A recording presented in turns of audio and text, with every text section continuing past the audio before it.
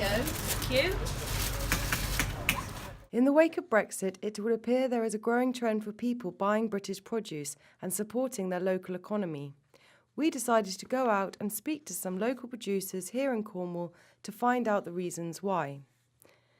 At the Pannier Market in Truro, family-run greengrocers The Veg Patch spoke about the attraction of Cornish fruit and veg and showed a sense of pride in sourcing their stock from farmers in the region. They want to see where it's grown and how it gets there and how much trouble people take over to produce their produce. It's just one of those things. I mean, they don't want the foreign imports anymore. They want to buy locally and to support locally.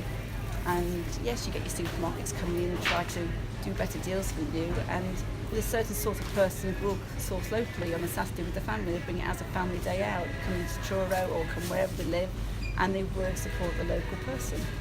Ruth Huxley opened the Great Cornish Food Store having spotted a growing demand for locally sourced produce which can be traced from field to fork. The Great Cornish Food Store opened in June 2016, so just 16 months old. I'm not a retailer by profession, I'm a market analyst and an industry specialist in food and drink and in Cornwall's food and drink. And I guess that's how I came to be doing this. There are very few places where you could do this successfully. This amount of produce, filling this amount of space, 5,000 square feet, entirely with Cornish and a little bit of Devon produce. We have about 4% from Devon. 96% of what you see here in the way of food and drink is from Cornwall. 20 years ago you couldn't have done that. And I think the rise in popularity has been something that's snowballed and it's crescendoed because of the way that the industry has collaborated, worked together and evolved. So we have more products, we have chefs using those products and telling the world about those products and them being superb in what they do, so they get recognised for their reputation, and they always attribute their reputation partly to the produce that they're using. So you see this, it's a virtuous circle really that has generated all this interest in Cornwall, the Cornish brand and Cornish food and drink. Tregothnan tea is the only British produced tea, and the bush tea leaves are situated at the top of the Tregothnan estate, overlooking the valley, before they're measured and made into tea bags. The tea has been selected to feature in the newly opened mini British food court in the prestigious London department store Liberties to celebrate the best of the country's produce. They really have heralded the producers that they've used to create the different brands in the mini British food hall.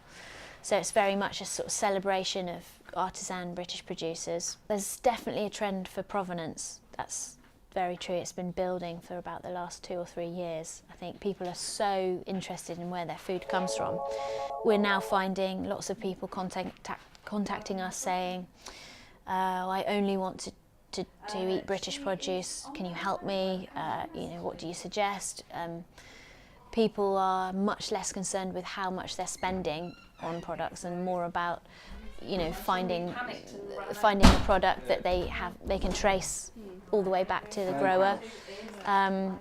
It's that farm to fork thing that I think's got ever so popular. The brand is much more focused on the Britishness because actually it's so rare to grow tea at all that being in Cornwall is almost incidental. It's a wonderful thing for us and we'd never take that for granted, but it is about being British and really sort of celebrating that. Since the referendum we have seen an increase in sales and we think that it is partly due to the fact that people are sitting down discussing the political situation over a cup of tea